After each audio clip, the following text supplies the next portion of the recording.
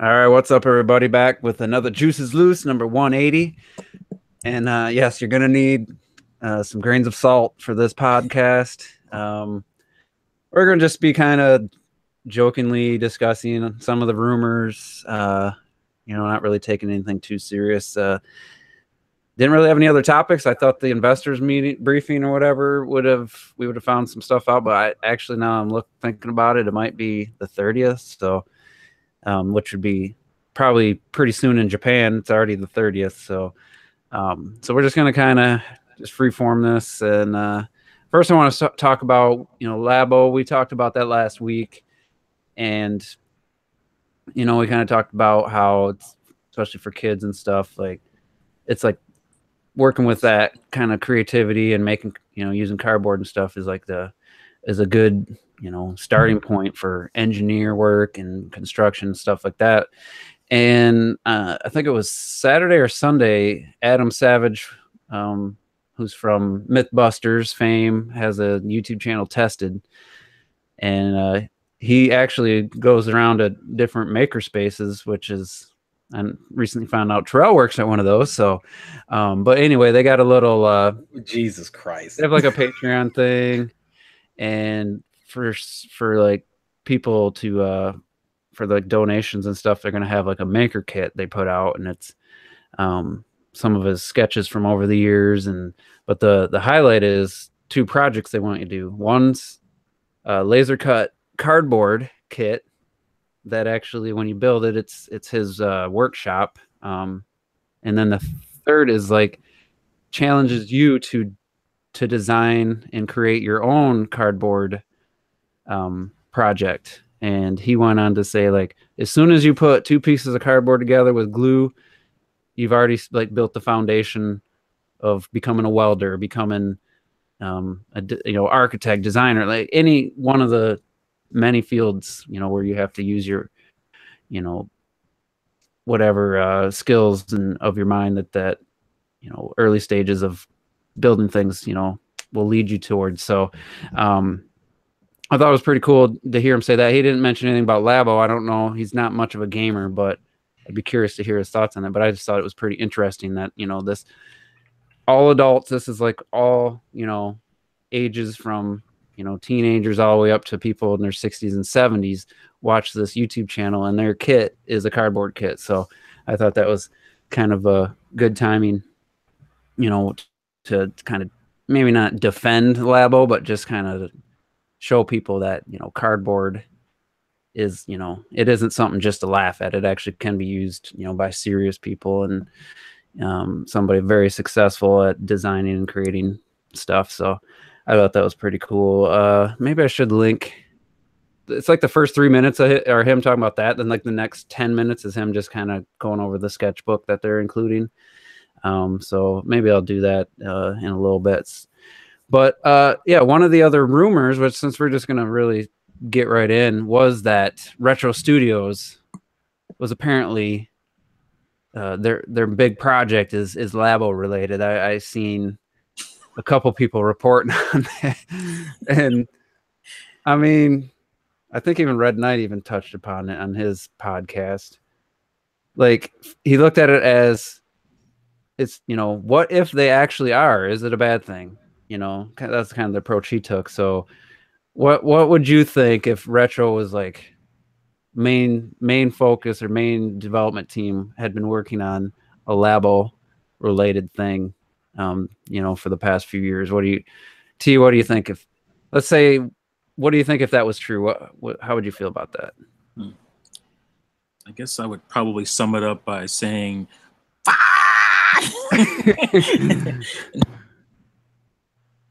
oh, we lost you. I was gonna say, I thought that was it. No, that was it. I could tell it was his mic cut out. So get this man. If you're talking to you, we can't hear you. Resuscitate him. Get the jaws of life. That damn. I could. Go ahead. I would feel sad. Very, very sad. Oh, he's coming back. I'm hearing the heartbeat of his static mic. Come on, man. You can do it. Breathe. Breathe, man. Can you guys hear me? Oh, there he is. Oh, my God. I'm dealing with the stupid mic because my cat nibbled up my freaking wire here, and then I'm having to like, if you could see me right now, just standing on one foot trying to keep, I thought we were still. Hey man, I thought we were supposed to see you in 2018. I don't know what's going on, man. Oh, it's happened, and nothing changed. Nothing changed. Hey man, look at that teaser. I'm waiting on a special birthday. Oh shit! But anyway, yeah, that would be complete bullshit because if you look at what people they've been hiring and stuff, I don't see how Labo would tie into any of that stuff unless it's going to be something way more intricate, which I don't see. What Labo is about and what the audience is looking for is not, anything that what we've been seeing from Retro and who they've been hiring and what they've been doing. It didn't seem like anything to do with that. Yeah. It's just you're gonna hear this term a lot, grasping at straws. There's a lot of grasping. There's a lot of grasping at straws when it comes to this rumor stuff, and it's just I think that's not the case at all. So yeah, I mean, even if like this rumor was stemmed from let's say their whatever game they're working on for since Tropical Freeze, and they were done in 2013, so it's over 4 years already.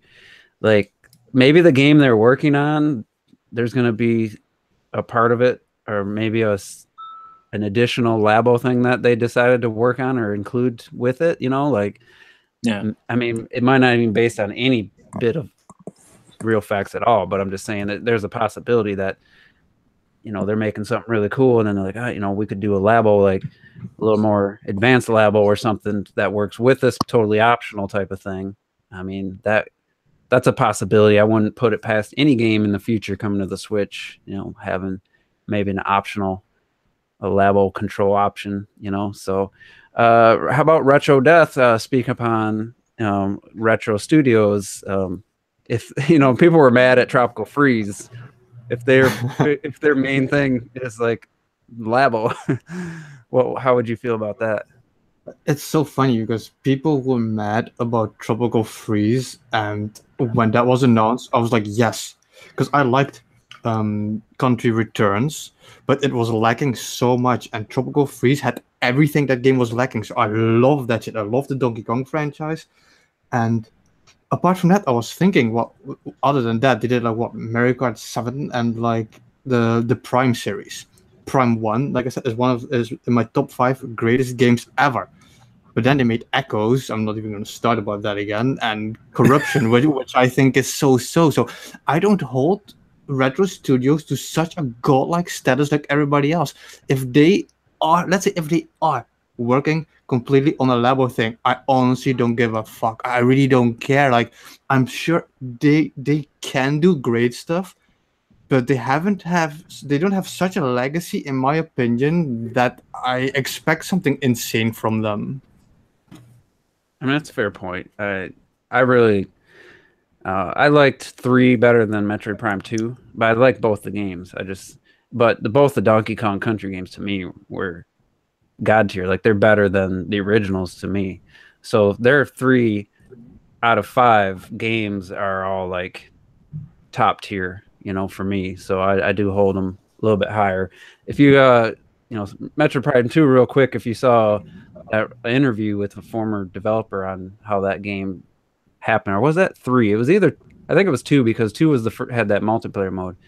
They had a really different idea for that game, and then they kind of got I don't know, time crunch or whatever. They had to kind of scrap a lot of their cool ideas that they had, like actually being a bounty hunter and doing all that, and all those ideas just never came to fruition, and they kind of, I don't know, the game came out in like 2 years after the first, so I always felt like maybe they kind of pushed that through a little quick.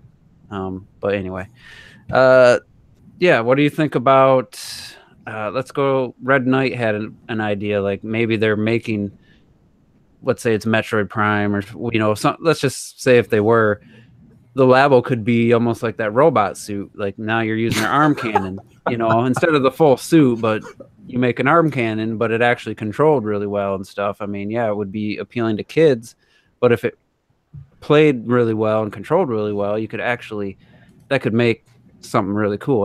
It also could be really gimmicky and not make a great game. But there's really limitless ideas for what they can do.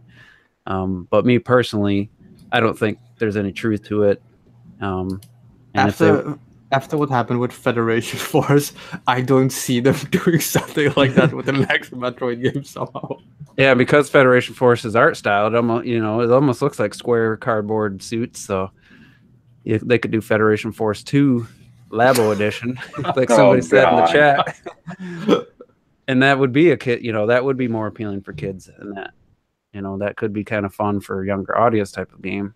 But as far as like the talent that the people they hired, like they lost a lot of the Metroid Prime 1 talent, like the art, what do you call it? Art designer, the main guy who created the look of the game, the environments and stuff. Like that person went to Bungie, which or not Bungie. Who's the team that made Halo 4 and 5?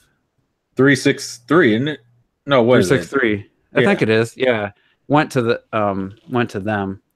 You could see a Halo 4 had a lot of Metroid Prime aesthetics, as far as the environments, I always thought. And then, other top talent have left. So it's not like I don't think they're down to rares, like no one's left. But I definitely lost some of their top talent. For me, it's just going to be really interesting just to see what Retro has been working on. Well, could it be something like Luigi's Mansion 3, or revive or Kid Icarus? I mean, it was already revived, but a Kid Icarus game, like something Nintendo IP, kind of try to bring it into the forefront type of game. I don't see them. If we're working on Labo, it's just a small part of what they're doing. That's my guess. Can y'all hear me? Now I do. Yeah. I had to switch from headphones. 10 out of 10. Best headphone ever. Yeah, I don't like these that much because they sound kind of muffled when I listen to the playback. I wish I had headphones like that, man. Okay. What we need is a good voice explosion. Is what we need. Yeah, it's those, huh? It's been too long. I know it's been overdue. Oh goddamn!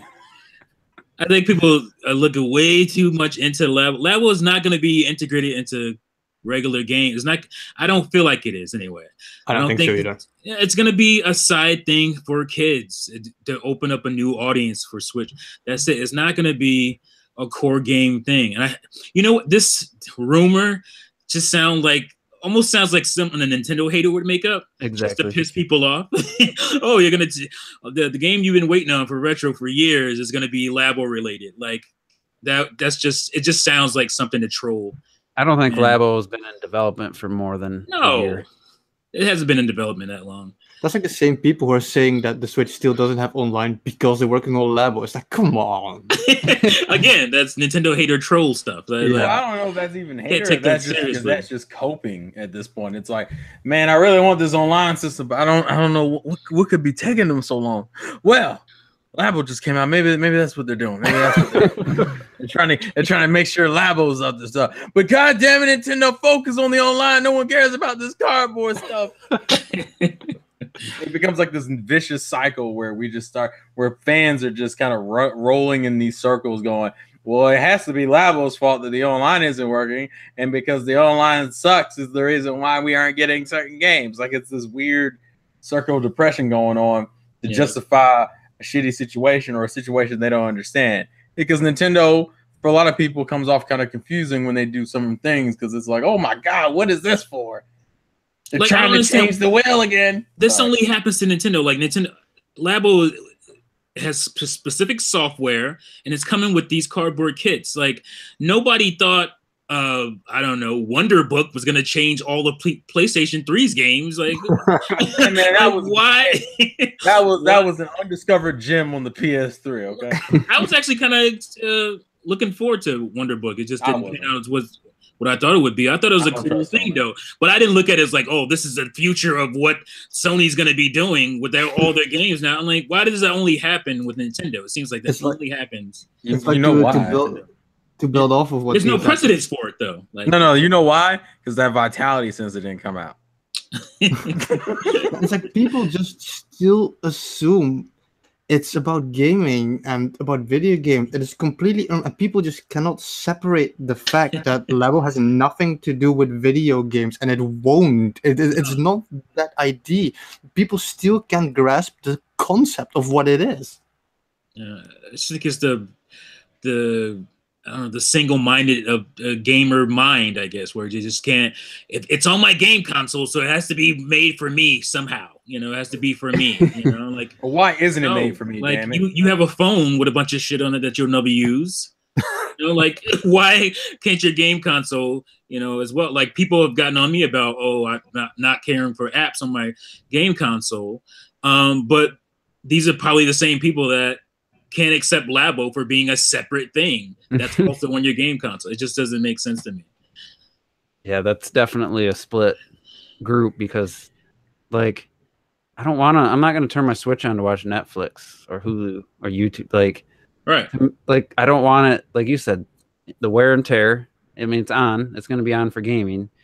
It wouldn't be terrible to like pop open the internet browser, but then again, it's so quick just to grab my phone. There's Xenoblade Chronicles 2, Affinity, so-and-so's Affinity chart, and like it's just such a part of life now to have your phone anyway. But like 5 years ago, if this was the Switch was out and they had all this, that would be the most amazing thing ever. But like today, 2018, 2017, 2018, I have so many devices now that still will do it better than my Switch. Why even like?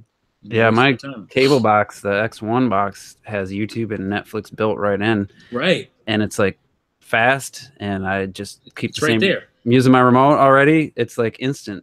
You press a button on your remote and you're on Netflix. Like what? I just say open YouTube, and it opens. Like, yeah. But people. I don't mind that it's there. I'm not saying that. I'm not saying that it's there. That's what people were trying to equate with what I was saying. I don't care that it's there. It's just for me. I don't care for it. I don't need it. That's all. Especially if you have a 4K TV, you're not going to watch Netflix and YouTube from your Switch. Yeah. And if you looked at Labo and you said, I don't care for that, I don't need it, they're not going to try to find a way to make you want it. Like, it's not for you. Okay, it's just not for you. It's okay that it's not for you. Move on. But before we go any further with rumors and stuff, anybody pick up any new games? I know like when Monster Hunter Worlds came out, Dragon Ball Fighter Z came out, Celeste been getting rave reviews. Anybody pick up anything in last week? Yeah. Go ahead, T. Well, I got like Max and the Curse of Brotherhood and something else. Look at all these new releases. I got Max and the Curse of Brotherhood. That's it. You know how many games I already got for this damn thing? I should be buying anything. Well, that's one of the reasons why I didn't get Fighter Z, because I was like, bruh. And it made me mad because I literally been looking at footage of it and even Monster Hunter all weekend. I'm so mad because I want to get the game, but I don't want to pay for PSN Plus to play the game online. DBZ I can get on PC. That's not really the problem. Fucking Monster Hunter is a problem because Monster Hunter is only on Xbox and PlayStation. But I had to kind of scope back to Persona and be like, you know what? I probably should just focus on this game. And then what I ended up doing, I picked up Xenoblade again because I'm fucking insane. Yeah, it's Monster Hunter Worlds. It's like they just came out and basically said, they 4 years ago they decided to make this game and they wanted to take advantage of PS4, Xbox One power and stuff, but they didn't need PS4, Xbox One power to make a seamless world where you don't have these stupid loading screens in between each area. Like, I don't know why it took them to now to like get rid of those annoying little loading the new areas. Like, you know what the kicker of all that is? The game technically has less content compared to the other Monster Hunter games. Like, somebody made like a chart. It has less monsters. It has less areas. We're talking about Capcom here. Well, it's literally the trade-off is that it's a seamless open world, but you got less shit. You got less monsters. To be fair, with Monster Hunter, the first game is always like that because there's like 100 Monster Hunter games, but there's technically only like 3 of them. And every time you get a new one, they add like a monster to it. Yeah, and I just don't understand. Like, what planet do we live on? Like, we live in a world of like, okay, you make games and you port it to everything you can port it to. Like you port it to, stuff that at least, is viable. So for some reason, some companies, they can't just say, yeah, we're gonna make a Switch version as well. It's, oh, we didn't make this, we made this when the Switch, wasn't a thing. We didn't know anything about it. And we're still completely in the dark, apparently, about how we're going to make this game happen on the Switch, which is obviously one of the best options for you, being that the Switch is also portable and Monster Hunters historically do better on portables. So, like, why are we in this weird thing where it's like, oh, well, we started making this game years after the Switch. Well, the Switch came out, you should tail a couple people off and be like, all right, how do we begin to design this, well, yeah, because the Switch came out. You are a company, right? You are a tech company. Like, I just don't understand that, and people making it that excuse for them, as well as the company making that excuse. It's been a year and a half since we've seen what the Switch was going to be, and Capcom there from apparently the beginning. There's no reason other than they just said, you know what, we can't make it work on. We're not gonna it'd take too many people to get this running on the Switch or something. I feel like it's more of I feel like it's a pseudo valid argument where if they had said something along the lines of, yeah, well, we're totally going to work on to getting it on. It may come out later, but it's coming on. It's a valid argument. But what I'm saying is that this just speaks to how incompetent Capcom is. Capcom 10 years ago. We've known that for years. So Capcom 10 years ago would have found a way to make this game happen on everything they can. They just are a shell of what they were. Well, it's also partially because of this whole diminishing return shit where everyone wants to push the highest fidelity graphics, but they really don't have the manpower or the money to justify putting in that kind of investment, which is why the game has to sell like an ass amount of copies to justify making it. But the thing is, like, Monster Hunter was always anyway the anti that. Like, it was always it was never about the visuals. Oh, it's still like that in Worlds. If you've seen gameplay of Worlds, you still have situations where they go into the water. There's no animation for when they go into the water. They don't get wet. They don't like all in your body still clips through some parts of the monster. Like, it's still Monster Hunter jank. It's just kind of hidden behind. Damn, look at those trees. Those are really nice trees. I've seen a clip. Hell, the fucking even the monsters don't even react to you properly in certain situations. So it's not like So what? I'm sorry, I was just gonna say I played the full demo at my brother's place because we're both pretty big Monster Hunter fans. So I wanted to play the demo at his place, and yeah, it looks pretty good and it's finally seamless. But my main issue it is so easy. I was fighting one of this hidden monster, one of the strongest in the franchise, and I could literally hack and slash it to death. That never used to be the case with Monster Hunter. I just don't understand. They casualized it so the newbie could get into it. Exactly. They didn't need Xbox One and PS4 to make the thing seamless. Like, they could have done it on 360. They just didn't. Mm-hmm. So, and it had a bigger install base to do it on those. They had more incentive to do it on those consoles. So, but they never did it. They kept it on Wii and they kept it on. Well, you also got to remember 3DS. Yeah, but today's gamer is more focused around the. Well, see, Monster Hunter, I wouldn't say is just out of probably in the Nintendo era has been less niche than it used to be, because it used to be pretty niche, and then it kind of. But it's still very quirky, and I feel like they're trying to casualize it and make more. Oh no, that's definitely what they're doing. I agree on that. It's still a very different type of, like, the control setup, and like it's tanky, like you said, it's tanky and janky, and it's not gonna work for everybody. The visuals are there to pull in the visual. What is it called? The power users. Well, yeah, think about it. From what I've heard already, the game is already either shipped or sold 5 million units. It's already. Shipped. I don't mean shipped. Yeah, ship don't mean shit. It means it's sitting on a shelf somewhere, in a store. But I'm sure that you can tell they're going for the casual market. Because it's going to sell mostly. Well, Europe might, because they love Sony, so it might. Xbox One, you think is going to sell a lot of Monster Hunter? No. Xbox One, I'd be shocked if it sells over 300,000. Isn't that the first Monster Hunter game on Xbox? the Xbox get any other Monster Hunter? Yeah, it is. It's the first one. That's only it's usually between Sony and Nintendo, and for the longest it was on those Nintendo guys. after like the Vita or the PSP, I forget which. Yeah. So it's definitely used to trick those guys into buying it. It's like, oh, look how pretty. Because they're not gonna be able to. Well, see, because in the game's easier now, so the Xbox user could actually, play it. Right. I can speak from someone who played Monster Hunter 3 for an hour, and then the demos for 4, and I don't know what the other one was, but they definitely, for me to ever want to play one, they need to change stuff because it was just not a game for me. But for the people that love them, because they sell really, they're starting to taper off because they're kind of milking it a little. It's almost annual, maybe more than annualized. Like it seems like they release them every 6 to 8 months.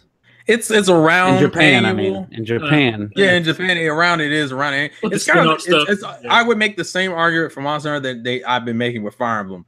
Where Fire Emblem, they had to casualize it to a degree to get people to kind of start fucking with it again. At the same time, you have to hit that balance where you don't piss off your old fans to where they don't want to play the games anymore.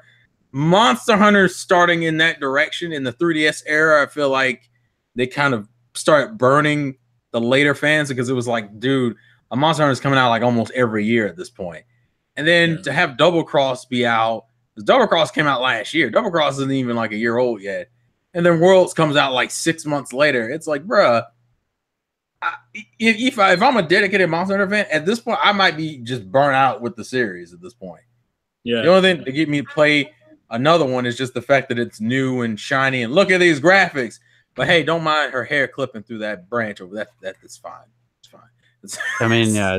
It's I don't even understand why people buy some Pokemon every year just because it just seems so similar, and Monster Hunters looks to be the same. Like because we're sheep. Much the same game every time.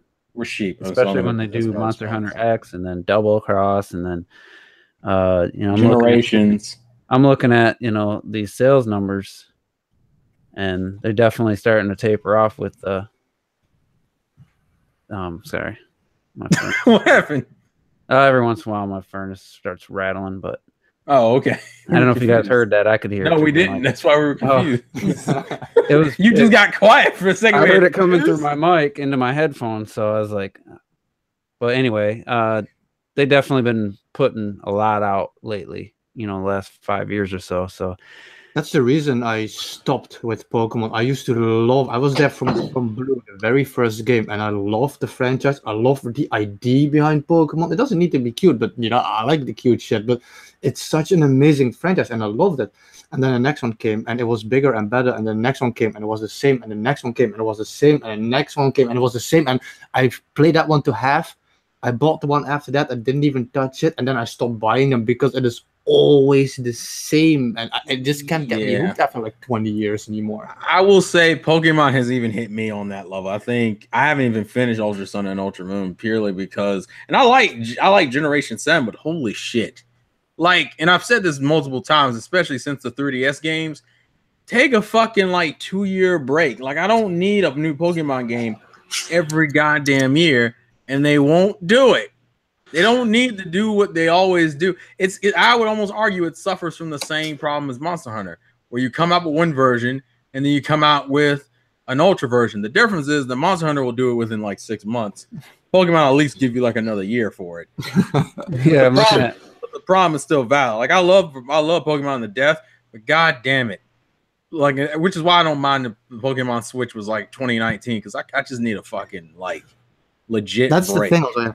I'm putting so much faith and hope in the Pokemon game on the Switch, but if they give me the exact same stuff as before with super pretty graphics, I'm not even gonna bother. I'm not gonna buy that. Well, that could be a whole discussion itself. So I won't go into that. Because there are things I need to save. We'll save it for something else. Go ahead. I was just gonna say, I was just looking at Double Cross on the Switch. Games have been very successful.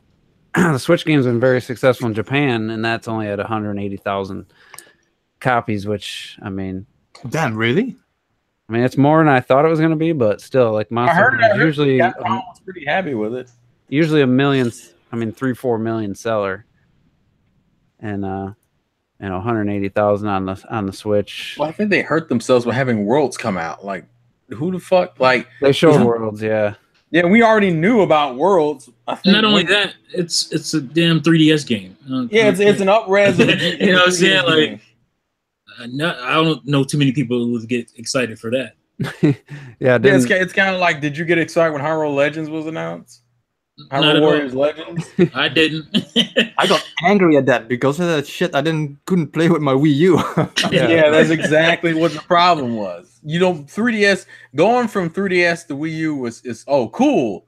Going from Wii U to 3DS is like and it's the same thing. Do I want the shiny PS4 game or do I want the fucking 3DS port? Yeah, I want the PS4 game because look at that. Look at those hair physics. God damn it! Look at that hair moving in the wind. All right, go ahead. It's like, here, we're going to throw you Nintendo fans. We'll throw you a little Triscuit while everybody else eating gourmet over here. Ain't this a bitch? I paid the same price. You know what I'm saying? And it's just, get out of here. Not even a good Triscuit, like the light version, like the low fat, reduced fat Triscuits. We're going to get into some like logistics of food and shit. Like, look at this calorie intake. This is not enough cholesterol for my diet. So let's real quick. God of War finally got a release date, and the same day as Labo, April 20th. Oh, is it? And strategy. No, get out of here. And the thing that, like, it had its peak. Like God of War 2 was like really show what the PS2 could. Like it blew people away what PS2 was capable of. God of War 3 was impressive, sold pretty well, but you look at everything after that. Ascension was basically a failure. And then the re-release of God of War 3 on the PS4 was like 200,000 or less. It was just absolute flop. Like barely worth even porting it. So then I've heard rumors that this was from Colin Moriarty, who's like pretty in with Nintendo or with Sony. Like he's got some insider stuff, and he was saying the reports were saying the pre-orders were really soft. Yeah. So what do? They announce the standard edition, like a special edition for 80, then like one for a collector's edition for like one. What does it come with? And then another one for like $150. I gotta look up. Statue, man. Kratos comes with. I'm also side note while we're talking about some smaller news. Apparently, what is it called? Bendy and the Ink Machine just got announced for Switch. Which, for those who don't know what that is that fucking really popular horror 1930s Mickey Mouse looking game that was played on YouTube for like fucking what was it, like 2 months, and then everyone forgot about it. Yeah. Apparently, that's getting a switchboard for some reason. I say for some reason because it seems to be it's the only console. Oh wait, no, is it? It might be all consoles. I may be lying, but the point is Switch is included. Yeah. Which is an interesting choice, but did you find? Go ahead. Yeah, I found I put a link to it. You get the game, of course. It's the Stone Masons edition. What the fuck that means? You don't know what a Stone Mason is, man? A 9-inch Kratos and his kid statue. I don't think you posted it. It's in the live chat. Fuck that kid, man. Fuck that kid. It's like small little 2-inch figure carving, supposedly look like wood carvings or stone carvings. Like all this, like, I mean, if you see it, this is fucking dumb. The statue looks a little.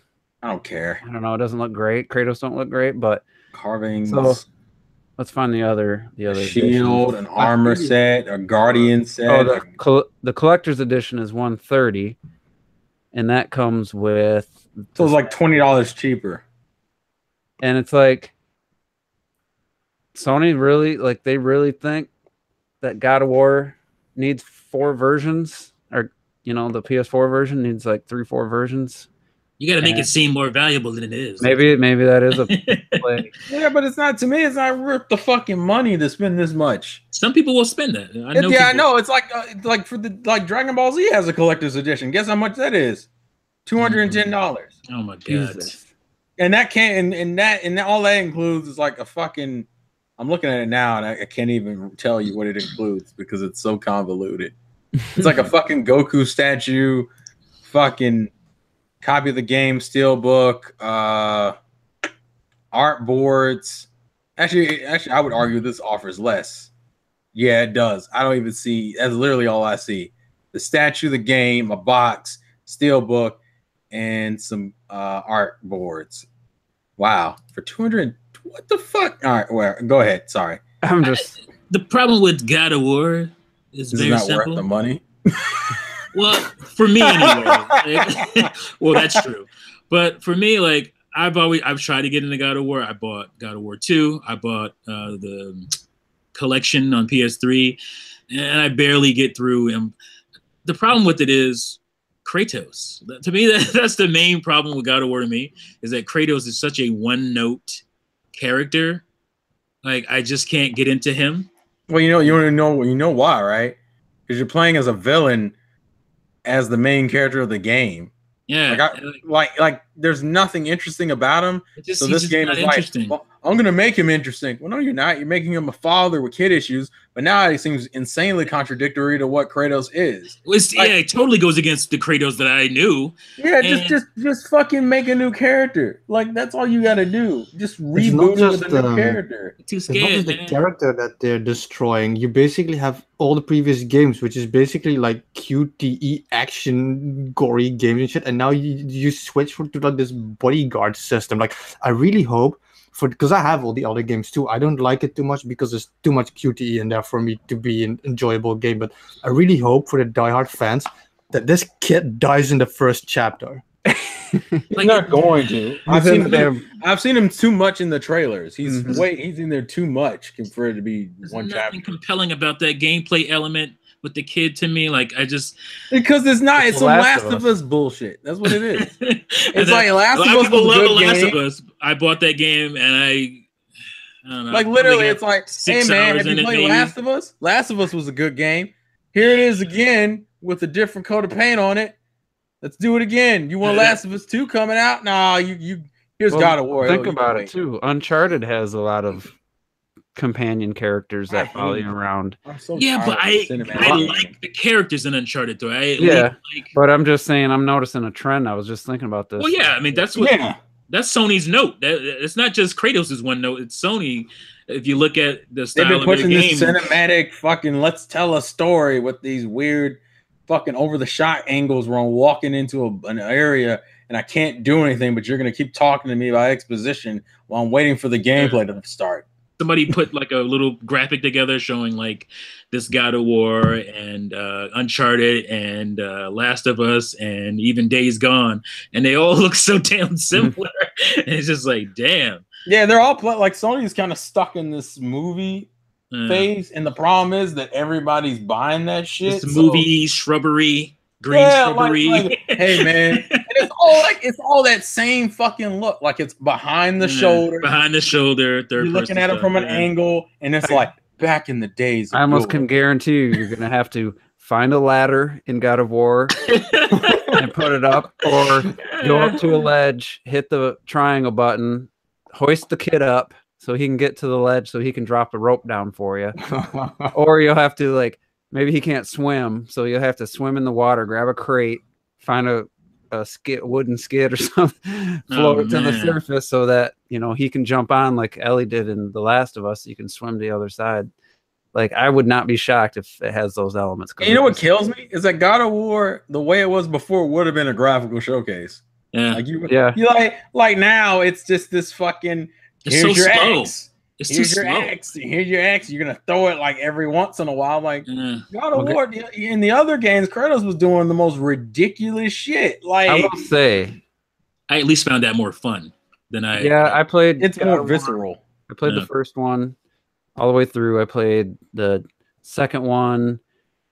I don't know where I was. I was pretty far. I felt like I was crossing this huge chain on these two giant like titans or something. And I just, I was like, yeah, I got the PS3 now. God of War 3 is coming out. My buddy loaned it to me, a guy I worked with. And I told this story numerous times. And I crossed a bridge and it had this, I'm playing on PS3. I'm expecting full control of the camera, like evolution of the gameplay. And it's the same right stick for dodge rolling, real slow. Like the animation, it just never felt right. And the Resident Evil like camera system where it just randomly changes, and all of a sudden you holding up as you're running away from the screen, all of a sudden the camera changes, holding up turns you to the side. And so I was across this bridge, and it was just like water or something, and I fought this really difficult fight, which is like a mini boss or something. Get through that, I explored the area, and I was like, oh, I got to go back. So I start going back, and I'm walking towards the camera, about to cross the bridge. The camera angle changes, so now I'm pressing down. So I go to the left, and I walk off the bridge, and he dies instantly. He can't even swim in the freaking water or whatever it was. Die instantly, and the last autosave was when I crossed the bridge going to fight that thing. And I'm like, I'm not fighting this guy again. It took me like freaking 25, 30 minutes to beat this guy. I'm not doing it again. I turned the game off, and I gave it back to the guy at work. I never played it again. And so, of course, I wasn't interested in Ascension. I wanted them to change, like, figure out a way to make it feel fresh, but not this route. Like, this route just doesn't look interesting to me at all. But maybe it will benefit the game. I don't know. It was kind of a shallow experience, and it was all about, oh, here's some naked women. Here's some it was like obscene language. It's like the guy banging. Yeah, he's like banging 3 chicks here. Like that's what it was all about. And then I think it was Ascension had a achievement or a trophy, and it was about like curb stomping a woman or something. Like, it was called Bros Before Hoes or something. Yeah, you had to like that was the name of the fucking trophy. I'm like, you had to murder like a prostitute or something, and it was like, really? Are they children making this game? Like, yeah. And you meet the guy, and he's just a jerk. I'm no SJW, but come on, come on, that's a little much. Yeah, that's just child. Like, that's the main thing. I always personally didn't like too much about God of War, and that's what most people see in it. Like, the violence is so over the top, but even I'm like, man, I don't know, man. I didn't think you need to do that. No, yeah, just like Bayonetta 2, some of the out of place like F-bombs and stuff, like it didn't need this. Like, I didn't need it. Yeah, I ain't afraid of swear words. I know somebody watched the podcast last week or 2 weeks ago was like, someone just swears all the time,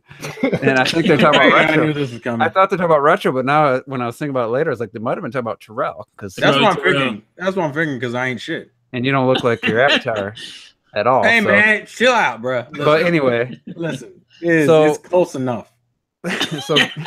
So God of War got me in my felons, man. I look just like my avatar. I believe it. I want that. I want to see the Mohawk so bad, yo. Anyway, God of War got a release date.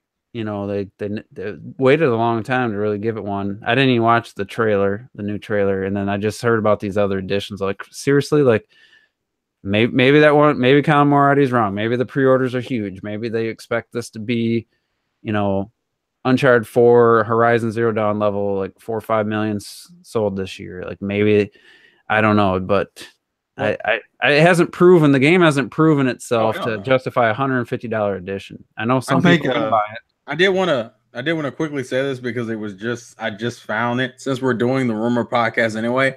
Apparently, Spider-Man's rumor release date is September, like the end of September, like September 28th. I wouldn't be shocked if that made it out. I wouldn't be shocked either, because that's probably the only other game we've seen a good amount of footage for. I'm more surprised we haven't seen, what was it? Is it Detroit? Mankind Divided? We don't have a release date for that Detroit yet. Become Human? Yeah. Nice try. listen. You just put two games together. Listen. After a certain point, all this shit starts blending together, and I just don't fucking know what I'm talking about. That would be Deus Ex, Mankind Divided. It's all good. Hey, man, listen, chill out. Before we get off track, throw me on the bus like this. Man. Before we get into all that, I got some Visor Grunt has a great comment. God of War is what the kids think is mature. Like, right. Oh yeah, right. That's basically what kids think is mature, and they don't realize that that's really immature, some of that stuff. But I like over the top stuff too, but it's like somebody mentioned Doom. I think somebody said something about Doom. Like, oh yeah, Area 73. Like, Doom's over the top is cool because it's part of the gameplay. Like it's visceral. It's fast. It's, you know, unlike God of War, where it's just like all the over the top stuff is just like you said, that the cut scenes with the chicks and the you know, and oh, here's another big medieval monster or you know, ancient monster. With Doom, it is like leveled from beginning to end. It's on the same level, but God of War is like really flat, and then here and there it's just over the top gore all of a sudden. And then there are some. Right. I can see the Doom comparison with some of the it's all spawned by a QTE though, like QuickTime event. That's how you do the gruesome kills. You don't even need fucking skill. So you know, button prompts. Oh, triangle, a square, circle, and then you rip the horn off something, and you like, you know, jab it in its neck or whatever it was. I forget. It was. Oh, the computer does that. You just press the button. Yeah, you're just pressing a button, and the computer does it.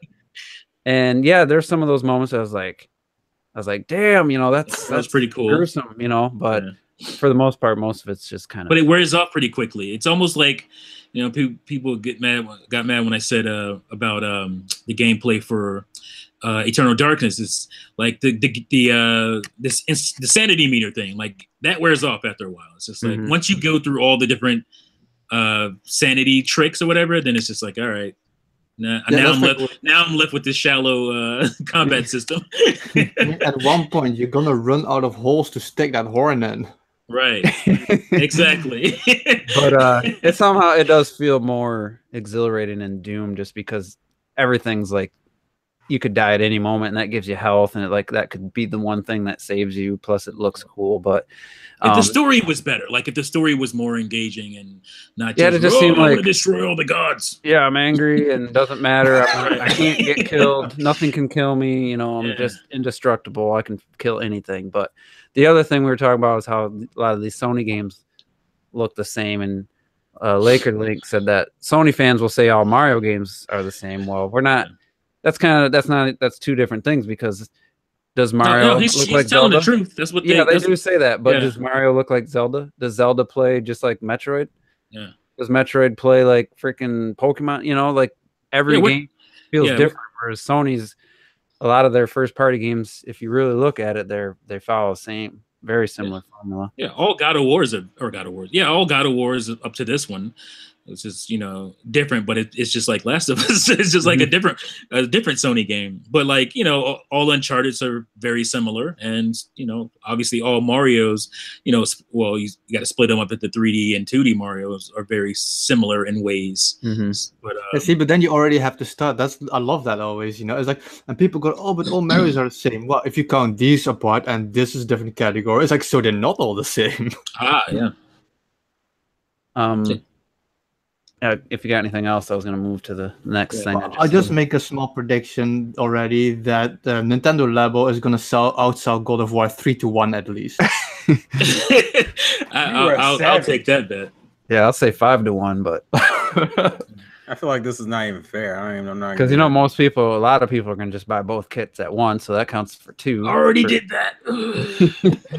So such a fanboy. The next thing I want to just bring up, Anuma said that Breath of the Wild was his favorite Zelda game because it was maybe the most fun he's had making a game. Like, you think making that game with everything in it would have been like miserable at times, you know. I found it very surprising to say how much fun he had making that game. I mean, it's so fun to play, but you would have think that would have been like, God, that was a long period of his life with probably a lot of challenges. Obviously, he doesn't have to program out a lot of those problems and stuff, but I think it's cool to see him say it was the most fun he's had making a game. I mean, that just kind of, I guess it makes sense now. Seeing him say that, I believe it, but just play it. You can see that they definitely had fun making it. Were you saying that you were surprised by that, or? Well, you know, I would have never thought that it would have been fun to make with all the things they had to like implement in this game. And that's my initial thought too. That was my initial thought, that I was surprised, but then I started thinking about the actual games that he's worked on, and I was like, yeah, I can kind of see it actually. Because you look back, Ocarina of Time is my favorite, and it probably will always be. It hit me at the right time. So you look back at that one, you're like, oh, the limitations of the N64. They were dealing with the 64 DD. Remember that thing? So they had that whole situation going.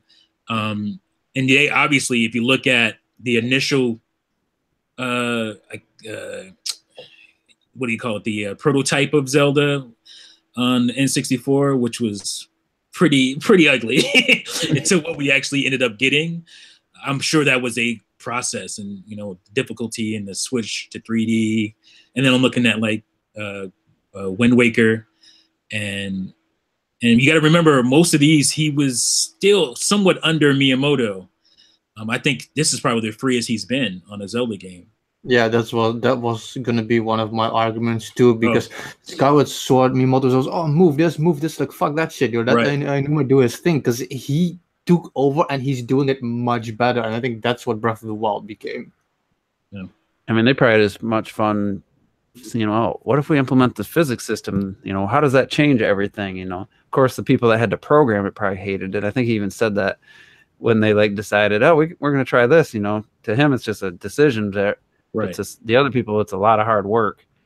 And I'm always tentative to say stuff like that, especially the Miyamoto thing, because and people look at, oh yeah, now we can shit on Miyamoto, because I said, people say stuff like, oh well, he's doing this, but it's to me it's like shitting on George Lucas or something. It's like he's the guy that started the whole thing, and yeah, the later ones that he did weren't that great, and you want a fresh face on it, but not to say that always works out, but you still got to give him credit for what he did, even though, maybe it's time for him to move on from it. Most definitely, the credit is always with Miyamoto, but I see it. But some people don't do it. Some people look at it as an opportunity to shit on Miyamoto. It's thanks to him, and he created and he made some of these amazing games. But Miyamoto came to a point where I feel he cares less about the franchise and more about doing his giant robo Star Fox moving shit, he knows it's in good hands. That's one thing. That's one exactly. Reason. And plus, Anuma's not I don't know what the role of the producer versus the director. Because they did best game director at the Game Awards, and I don't even know the guy's name because that's the first time he really was out in public talking about this game, and the only other time I seen him was those making of Breath of the Wild videos that they released right after the game came out, and I never watched them because I didn't want to. There was spoilers and shit, and then I never went back. I think it's different from movies, slightly. I feel like producers are the meat and potatoes guys. They come up with producers in movies are the ones who put all the who come up with the ideas and put all the stuff together, and the director is the conductor. He's all right, this needs to go here, this needs to go there to make this flow better, that type of thing. I think that's what directors are in video games. It's not the same as they are in movies. I feel like they're more of the managers, while the producers are the ones that really get into the meat and potatoes of the game. And so what was he on Breath of the Wild? Which Anuma was producer, executive producer, I believe. Right. That's where most of the work gets done. The producer, executive producer, as far as video games go. And directors, even in movies, the director is the conductor. He's the guy that basically runs the ship. All the moving parts are put together by the other people, and he's the one that makes sure it all fits. So. And then someone pointed out the director, Breath of the Wild, was the guy who was responsible for the Capcom versions of the handheld Zelda games, the Capcom team. So he came from there, and then now he's the director of one of the best games of all time. So makes a lot of sense. Yeah. I'm just reading some comments here to see what people are saying. Majora's Mask. Let's see. Still want a Majora's Mask for Breath of the Wild. I don't know what that means. Yeah, I didn't get it either. I feel like Majora's Mask to me is it's reusing the same engine but telling okay, maybe he's saying to have a sequel that just uses the same engine and stuff to get a quick sequel out. What I'm so afraid, and I was thinking this earlier today. I'm so afraid that Breath of the Wild is gonna become the new Wind Waker, where they're like, oh wait, this kind of works. This is cool. And like the next 3 fucking games that we get on this or whatever are all gonna look like this. Because Toon Link got milked to death when that shit worked. They didn't try something new and original for the handhelds. They did the same thing over and over for like 3 or 4 games, and I'm so scared that Breath of the Wild might do that. That was a limitation thing, though. I think that was the limitation of the hardware, the DS. Yeah, that's why they went with the cell shaded thing for the DS. Yeah, they kept this. I mean, it was a direct sequel. Basically, was Phantom Hourglass, and then Spirit Tracks. I didn't play Spirit Tracks because I didn't love the way you had to control Link. I mean, it worked, but and then it had the one dungeon thing that always stylus. It has the one, just like with Metroid Prime Hunters, like you just keep going back and getting further and further into the same fucking like boss fight or dungeon, and then as like I never liked that concept, but I think that was the limitations of the DS at the time, because on the 3DS that's the thing. I don't see it like that, because it's just a lack of creativity, because you could do so much else than try to create make a really good 2D looking one or something. Well, they could have tried something new, and they just stopped doing that for a long time after Wind Waker. Yeah, it didn't really affect the main line. I don't consider the DS games. I think it had to do with the, commercial quote unquote failure. Not really failure of the GameCube, but it didn't sell, what they wanted it to. Obviously, I think it had to do with that and just resources. And the DS was a freaking beast, as far as sales go. And it's just like, let's maximize, our profits with this. I would have rather have them do something else, but I mean, we still got on the consoles, you got Twilight Princess, Skyward Sword that didn't play like Wind Waker. They were very different from each other, even looking and gameplay was. But I was so glad when Link Between Worlds was like, there's the 3DS 3DS Zelda game. I was like, man, even though they did just use the same environment, basically a remake of A Link to the Past with just a new story and dungeons and stuff, but I was happy that they did that, and that that catered to the limitations of the 3DS, because if you try to make a full 3D game on the 3DS, I mean, some games have done it and look pretty good, like Monster Hunter Stories looks really good, but I think that was a good decision. Ocarina of Time 3D and Majora's Mask 3D, those games look great, but are you going to just make a sequel with that engine? They wanted to do something a little different. So. Yeah, and Visor Ground, I can't say I agree with just finding a style with Zelda and sticking with it. I don't know. I've always liked that they change. It keeps it fresh. It's fresh. Well, it wasn't exactly fresh before Breath of the Wild. It was getting a little stale for me. Even though Skyward Sword mixed it up, it still, was feeling very formulaic. Ocarina of Time set the standard, and they kind of followed that for many games. Yeah, all the way to Skyward Sword. So we'll see. I wouldn't be against them using the Breath of the Wild engine, and I think they should use it at least one more time. Yeah, I think you give them one more time with it. I mean, yeah, because you just use the same trees and same grass, technique and stuff, and just change the landscape, and then maybe just make, I don't know, go with the dungeon idea instead of, because you can't do Divine Beasts again. That would just feel. So it'll be interesting to see what direction they take. I would love a Majora's Mask style. Like, I think a lot of people have said that. When they can put out in 2 years or whatever, same way they did Majora's Mask after Ocarina of Time. I don't know, maybe with the physics engine and stuff, like they could really do some cool stuff with dungeons, but I know I'm probably in the minority. Like I prefer now, and it's easy to say because it's my favorite game and it's the most recent, but the little bite-sized shrine, challenges, whether it's a puzzle or, a skill you have to beat a scout guardian or something, and the Divine Beast, especially the DLC Divine Beast, like to get the cycle, like that's a really cool Divine Beast. Like that, to me, that feels more like a dungeon than any of the other Divine Beasts. But I just always think back to my Twilight Princess HD playthrough and that damn dungeon with the iron boots where you're walking on the ceiling forever, slow as hell. And you just go to a room and then, okay, I got this key in this room. Now I walk out and go to, and it's just like, I don't want it. They could make it great. I'm not saying they couldn't, but they can rework that too. They can rework that system. I don't really want that system ever again. Like, I don't know. That's just me. But a lot of Zeldas have like that one dungeon that is like never again for me. For example, in Ocarina of Time is like a Jabu Jabu's belly, which is one of the most annoying dungeons ever, I feel.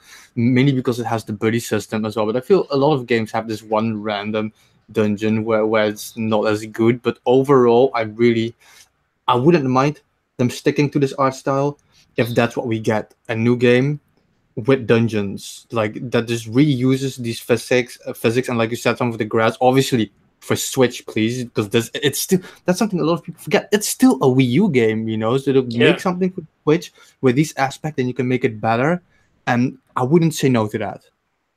And Skyward Sword definitely improved that whole structure of, you still had to like go in this room to get, kill these enemies, get a treasure chest, get a key to go to unlock this door, but it felt a little more organic and less to me. Twilight Princess just had too many like goddamn, I gotta get the key to unlock this door so I can go in here, do this, get something so I can go to this other area, like get the item so then I can go even further and go beat the boss. Like, I'm so happy that that's gone. I'm not saying they can't ever bring it back. Like, it maybe in 2-3 games it'd be like, man, they're going back to the tried and true Zelda, and I might be excited for that after some time has passed. So, but anyway, I mean, it's I'm glad that he had fun making it, because then he's not burnt out, and they're already looking forward to starting the next game. So hopefully it isn't going to be 5-6 years and going to be on the next system. It'd be cool if we could get,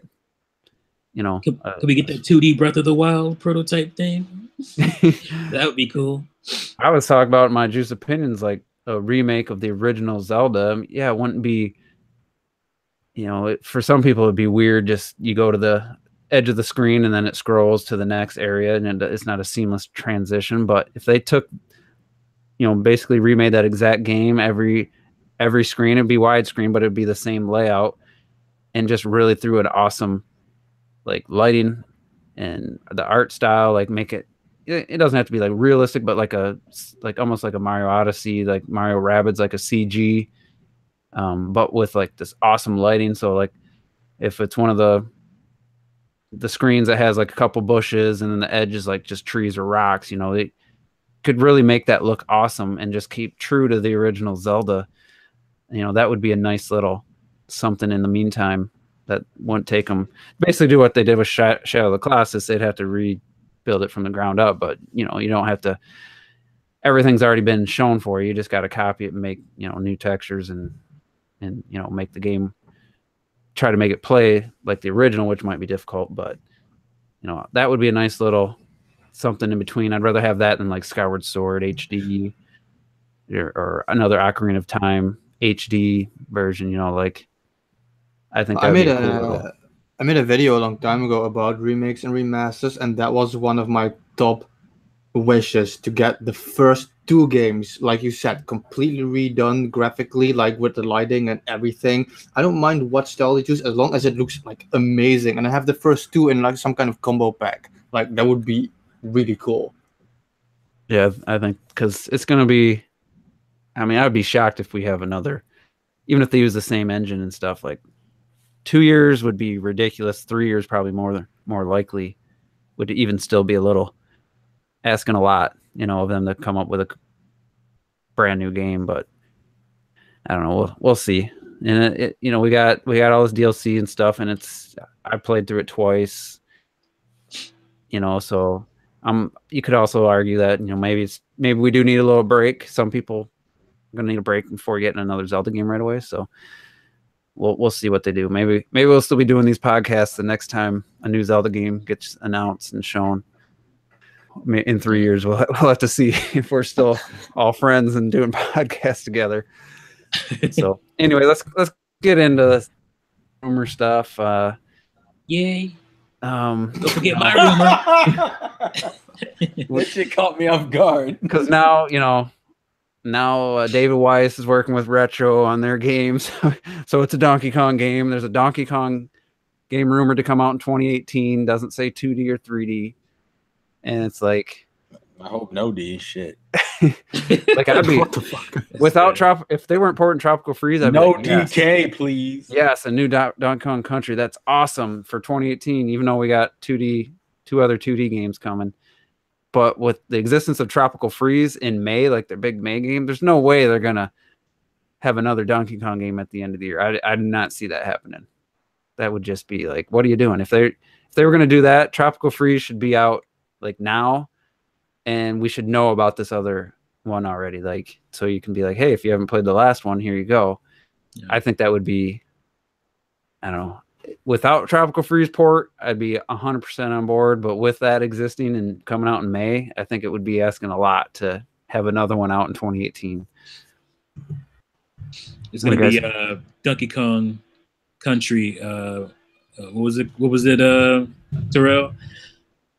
What was the Deus Ex game? Human or Mankind? Oh, Mankind Divided. It's gonna be Donkey Kong Country, Mankind Divided. Hey, man, they're already dividing. Also, it's not like you need to play the prequel to play the sequel. So it's not like, man, I really gotta play that Tropical Freeze before that new DK game come out. You don't know who these Icemen dude are? That's asking a lot of people to like buy two full price games in the same in like a 6-month span. I just don't see that happening. So, oh no, it had to be like they would have had to structure it like the Bayonetta announcement, where we got the announcement of the port while also getting the announcement of the new game. So I don't believe that that's the game they're working on. Although I would say it has been 4 years, so Donkey Kong would be justified in getting a new one. But the port really kind of diminishes that theory. Yeah, it does. It pretty much shits right on it. It would have been so much win. Like obviously, I would have liked like you choose a Donkey Kong Country Returns like HD version to go along with this in a pack and $60. Yeah, but even if it was just like a download of Donkey Kong Countries along with this for that price, that would even still be a way better value than what they're trying to pull over. So, and especially if they're coming out with a new one at the end of the year, because that's like having Mario Kart 8 Deluxe come out and then Mario Kart 9 come out, the same year. Like that makes no sense. So that rumor to me, as soon as I seen like everything else that person says, there's no way I can put any stock into it, because that even any kind of common sense or logic tells you that unless it's a bad idea. You're also talking about Nintendo, a company that doesn't inherently follow in common sense and logic. I would. But they don't do that kind of stuff. They do illogical stuff. I mean, they do stuff, but they don't do. Yeah, you're all right. Yeah, they don't do. I'd be stunned if they did that. Now, if it's a 3D Donkey Kong game, then yeah, those two can coexist. But, so I guess we'll have to wait and see. The other thing was Emily Rogers. She's back. She's making predictions. I don't understand your disdain for this girl. She has done nothing to you. Except make a bunch of wrong. I feel like just speaks her name. Oh, where's all those enhanced? Remember 2017 was all the Smash.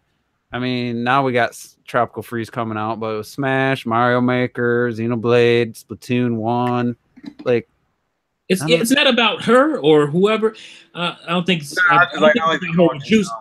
It's just there is no consequences for bullshit in this community. Like there's no consequences for people getting things wrong. Or they got a couple things right and they got 70% of that shit wrong. But hey, those couple things right is why I'm here. Yeah, let me say what she said. Let me let people know what she said. I'm gonna click on get back. It's not about her. I don't dislike her. I just dislike the idea of the rumor, how this stuff plays out. That's the thing, because people pretend like she's like this goddess, but it's like, dude, she gets so much wrong, so much more than she gets things right, and people somehow don't seem to realize and it's not just her. A lot of people who do this get most everything wrong. But they, let me read. Let's get through this. I got to read what people are dying to hear. I see people want to know. One person anyway. Wow. So apparently, that's hyperbole. She's going to be. This is her. I'm going to be brutally honest with you. Nintendo's strategy with 2018 is to rely on third-party stuff plus ports of older games. So third-party, I mean, those are also old games. So what we know so far, they believe that's enough to hold them over until 2019 when they bring out the big guns. And yeah, because that worked so well on Wii U. New Super Mario Brothers U plus New Super Luigi U is going to be one of the Switch's releases later on. So it's going to be like a fall holiday title. New Super Mario Brothers U. Like, I'm not saying it's impossible, but that's if that's Nintendo did that, I would laugh the way I'm laughing right now about that. Are you kidding me? Well, no, those are two different. I was like, that's not her rumor though. But it's so stupid anyway. It's like, no, I'm just saying I can make predictions like that too. You know what would be a real prediction? If we're gonna get no more Wii U ports or some shit. That's a prediction. That's a prediction right there. That's but to me, that's not realistic anyway. Yeah, exactly. That's the whole point. Of course, we're gonna get more ports still. And I swear, next year we're gonna get even more ports. We're gonna get fucking Woody World and all that shit before the new Yoshi game. Is it more realistic, or is that less realistic than Nintendo's gonna rely on third parties? Yeah. I mean, seriously, how does people not laugh at that statement? Like, it's just the most. It's not. It's more laughable in hindsight than it would be in itself. Like in hindsight, it's like when has Nintendo ever relied, other than the launch of the Wii U, which they? Well, that's the point I was making. They had no choice, and we see how that worked out. Well, they had. When have they ever in their history relied on third party? And they're planning on selling 20 million with that. They said specifically, we have to push the sales of this console with our IP. They said that. And they said they're going to bring out non-traditional. Right. And I just would be... Miss Rogers, if you want to make me a believer, tell me what those games are. Those non-traditional games in terms of... Tell me what they are. Get that right, then I'll be on board. And to think that Nintendo doesn't have a couple big games for the second half of the year, like, I would be absolutely shocked. Now, maybe that's not considered relying on their first party if they only have, like, let's say Yoshi, Kirby, and maybe two others. Like, yeah, they wouldn't be relying as much as they did in 2017. But to me, if they think they're going to sell 20 million, there's just no way that's their plan. There's just no way. Let's rely on what her and people like her predicted for the January Direct and all this stuff. And let's rely on what they said about that stuff and see how much they got right. Let's go back and do that. I'm doing that right now. People have already forgotten. Yeah, that January Direct that was supposed to come out. And the big January Direct, you know? So, yeah, I mean, I love New Super Mario Brothers U. It's a really good 2D Mario game. The first two worlds are fairly easy, but it gets really challenging. It has some of the best hard stages in a 2D Mario game that I've ever played. The Star Road stuff, the Star World was just incredible. But to bring that game, yeah, it sold 5 million on the Wii U. That would really show that Nintendo just doesn't have a clue. I mean, yeah, there wasn't much to play. That game sold when there wasn't really anything else. What game? New Super Mario Brothers U. The Luigi DLC was really cool, actually. I mean, it's a really interesting take on it. New Super Mario Brothers U is a good game. But if they think that's a major part of their plan for the second half of the year, like that would be, I would just do what you just did. I would laugh at that would really tell me that the 2018 is a throwaway year if they announce that. There is a AAA third-party game coming, but I can't tell you what it is. I mean, I could have pulled that out of my ass and said the same thing, like, and would be right. I know I'd be right about that. This one team's porting, they can't talk about it, and it turned out to be Twilight Princess on one of them. It was Tantalus, but we were going through this with the Wii U era, like, the same stuff, the same types of content. When are you gonna? What are the consequences? There isn't any. And then the person started there. They linked what she said by starting by saying, "Well, she's very what." God, I closed it out already. But something like she's gotten so much right with Switch NX rumors in the past. Like what? Name 5 things she's gotten right. Like I don't know. I couldn't say if she did or didn't. But I can't tell. Is there? I'm double checking. I know it was the Switch's design. It was the fact that it wasn't going to be as strong. Pretty much just the Switch hardware. Yeah, but anybody could have guessed that. Eurogamer leaked that. Eurogamer knew that before and then anybody. She just went with it. Yeah, she didn't say that before Eurogamer said it. She came after Eurogamer. Eurogamer was in June of 2016. So I know what the big third-party AAA game is gonna be. NBA 2K19. That's good. There it is. Mark my words, guys. It's coming. NBA 2K19. Wolfenstein 2. That's what it's gonna be. It's just we forgot to talk about that. I brought it up last week, but I think I forgot to say that Panic Button was confirmed. Maybe I said that, but Doc Trey got that right weeks ago, over a month ago. Thought that. A lot of people thought, well, it's probably gonna be Panic Button. I would. No, hope. But he had evidence. He's a LinkedIn guy, so he followed the LinkedIn, and he pretty much confirmed that. You don't have to be some super insider to get some of this stuff right. You just have to be paying attention. Yeah, what were people saying before? Was this January Direct's coming before the mini? Right. Like, what are you talking about before the Direct Mini? The Direct Mini happened.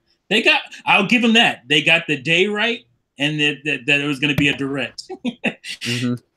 And that's pretty much all they got right, from what I remember. I don't remember any game they got right. Yeah, I mean, because it was all GTA 5 is going to be in now. All this stuff that never happened. That's the thing. It's not just because of Emily Rogers. I think the gaming community as a whole, they're so stupid. People literally believe everything. Like when these rumors started, I think most of us started like shit posting rumors and shit. And I posted like, yeah, we're gonna get like a this and Direct. We're gonna get Zelda like a Giants of Etheria, whatever I call it. And people, they in the comment section believe this shit. That shit up. You remember the E3 leak where someone would type it and print it out and then take a photo, and it was like Legend of Zelda, something with the Kingdom, and every like 3 E3s in a row, I remember people would cover these lists. Nintendo's not gonna fucking print it out. Like they're producing it. It's a video. They're producing it. Like there's no way it'd be typed out and then printed out for people. Like it's not a live show. It's a produced video. Like, it's just there's one person that's gonna type it out, and that's the editor of the goddamn video. That's the only person that's gonna type out those games and all that stuff, so they can put it in the description. Remember, there's just so many occasions where people were wrong, but it's almost the opposite. Like in life, people always remember when you screw up. Yeah. They don't remember all the good you do. They remember the one bad thing you did. Well, yeah, of course. Because that's how it is. People tend to. But rumors are the opposite. People remember the one thing someone got right and forget all the things they got wrong. I liken it to religion. Oh man, it's like, thank God I found this $50 bill, and then like there's a hurricane and it kills 1 million people. It's like, oh, that's not, that's the devil. Yeah, that's a move. That's a hell of a move, Whiplash. Jesus Christ. I did legit want to have a conversation about one of these potential rumors because I find it interesting. The one about Metroid being developed by Bandai. By Bandai Namco. Yeah, it's the Hertosaurus that Bandai Namco is making Metroid Prime 4. That was in the link you sent. Was it? I didn't see that. Yeah, well, they called it MP4. That's why they didn't call it Metroid. Okay. They didn't say Metroid. I wonder if they're helping, and Nintendo still got their main director producers, and then Bandai could be, the programmers and. Well, that could be the thing because the problem with Bandai, and it's one of the things I know is just because I was at, well, let me go look up to see what games they do. Bandai puts their hands in so much shit, and the problem is sometimes they're just publishing, and sometimes they're actually developing. It's hard to really tell what Bandai, I would say probably would say is one of the few developers that has kind of an evergreen style where they kind of have their hands in everything. If I had to pick a genre they're probably really good with is fighting, particularly because of Smash and Tekken and shit like that. I was going to say, if it wasn't for Smash and it wasn't for their help on Smash 4 and Koei Tecmo? Koei Tecmo on Prime or Metroid Other M, this would not be a rumor today.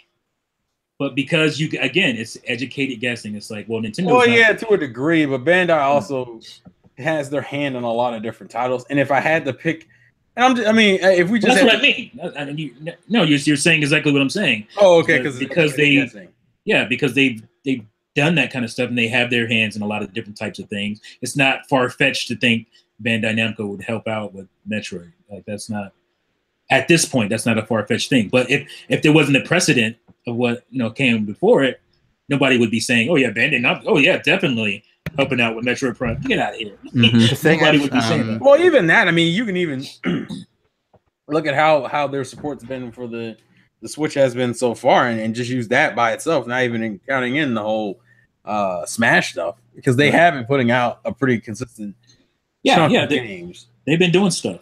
I don't think this is a rumor. This is one of the things I think is wrong with the gaming industry. This is speculation born out of wishful thinking. I think it's nothing more than that. It's speculation. Well, I don't really. I mean, that's rumors need still an ounce of substance on something. It doesn't have that at all. It's people who want it to be, and it became speculation from that point on. Like if you could, if it was like speculation, what it is, call speculation. If you say, I have a source that says blah blah blah blah, then I'll give your rumor a little bit more weight. But when you just start laying shit out, like, okay, guys, this is how it is, blah blah blah blah blah, and you don't even cite a anonymous source, then I just have to call you on bullshit. Like I just think you're just spewing a bunch of guesses, which is fine, but call it what it is. Call it speculation. Yeah, I think what they say they're gonna in-house development team was gonna be working on Metroid Prime when they talked about it back right after E3. Right. So, I mean, it seems logical that they could get the help from Bandai to work on that. I don't think Bandai's just like, here, make this game. Like I don't think they just give them the freedom. Oh no, it probably not. Especially considering it's Metroid. It's not like there are certain franchises that you're a little bit more open with messing around with. Metroid hasn't been in the light, nor has the kind of acclaim as it originally had in so long for people to be like, yeah, you just throw that at any developer. Like, and Bandai to me is so much kind of in the dark in a way, like in the sense that Bandai's not a developer where I would go like, man, that's totally who should touch Metroid. Like, it's kind of like, okay, I mean, I'm not really against the idea, but I'm not super for it either. Like, the Bandai's like a weird middle ground, especially because a lot of their work is like anime games and shit. Like, they do other things, but like, they haven't really the games they've made. There's nothing close to like a Metroid style for us to be like, yeah, they could totally do a great Metroid game. Like.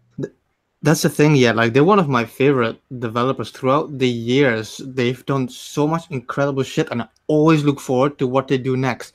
But I don't see them do like a serious, realistic type sci-fi space shooter thing, like such a giant title that technically has to put all the fans like at ease again that a quality game is being made. Because, like you said, they're mostly known for the anime shit, the fighting games, the RPGs, all that kind of stuff. That's one of the main reasons I can't even conceive the idea of them being behind Metroid. Yeah, I could maybe think of them maybe having workers to help. That's about it. Right, it'll be a help out thing because Nintendo will let you do their IPs, but you're making a different type of game than what they make with their IPs. Yeah, it's not gonna be. You know what I'm saying? You're not making Super Mario Brothers 3, Super Mario Brothers 5 or something with Mario IP. You're making Mario plus Rabbids, you know what I'm saying? Like the two times I can think of that Nintendo just said, all right, completely handed it over to another studio.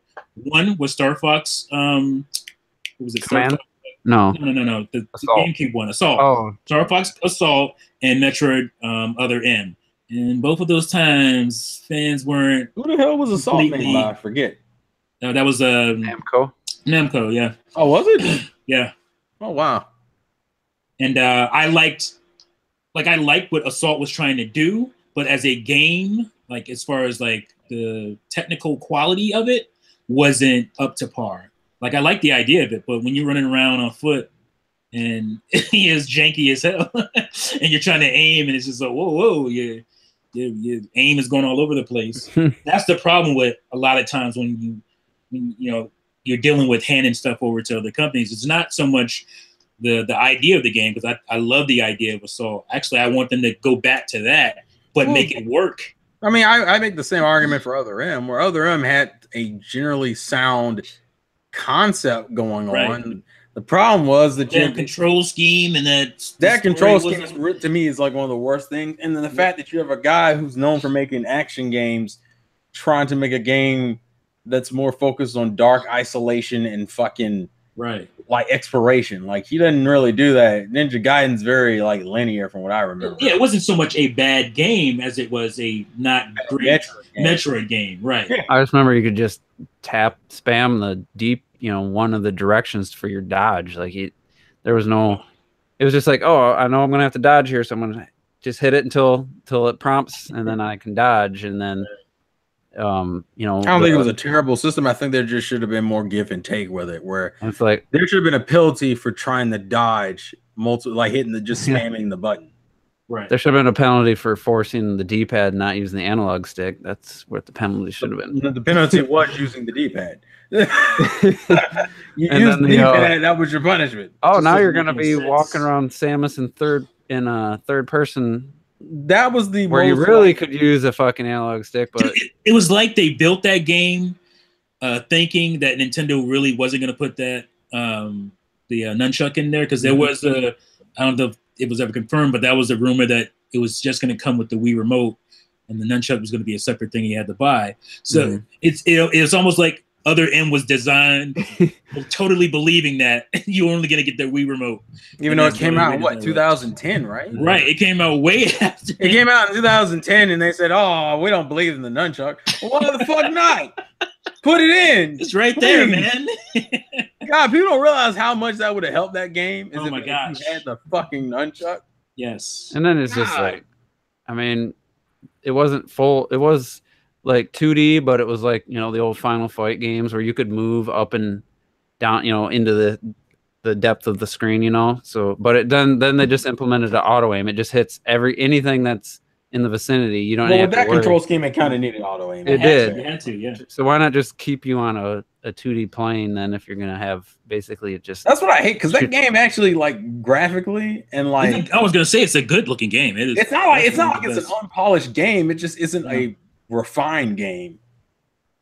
And maybe with analog controls and take out where you can't move and shoot at the same time, and which was fucking dumb.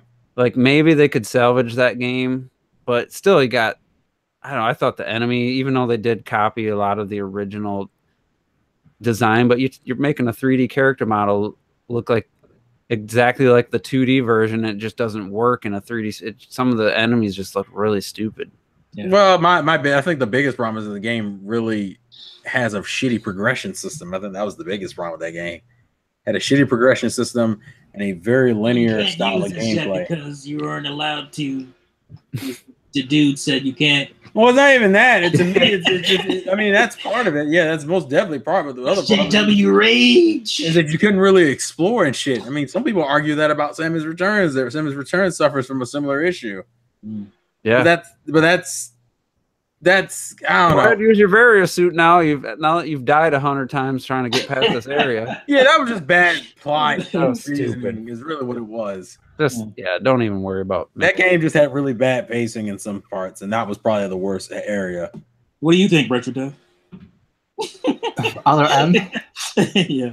I am actually on the opposite side of the scale, because the main thing I personally didn't like about Other M was the forced first-person perspective shit that was just broken as hell and really annoying, because Other M did something I wanted to see in a long time, and that was bring the 2D aspect back, and I loved the 2D segment. It looked great, it played great, but then you had to go in first person and look around with that shit, and that just completely took me out of the game. That's the reason I didn't like it. But I even liked the cutscenes and the story idea and what he tried to do. I didn't mind any of that. I actually really liked that idea. Oh, no, I agree with that. I don't mind that part of it. Ruby Sakurai makes a great point. That most of the people that worked on Metroid Prime are gone. Yeah, we mentioned that earlier, didn't we? Yeah, I said that earlier. Okay, yeah, I just wanted to. Grandpa just got your cup. It's all right. Yeah, I mean, it does.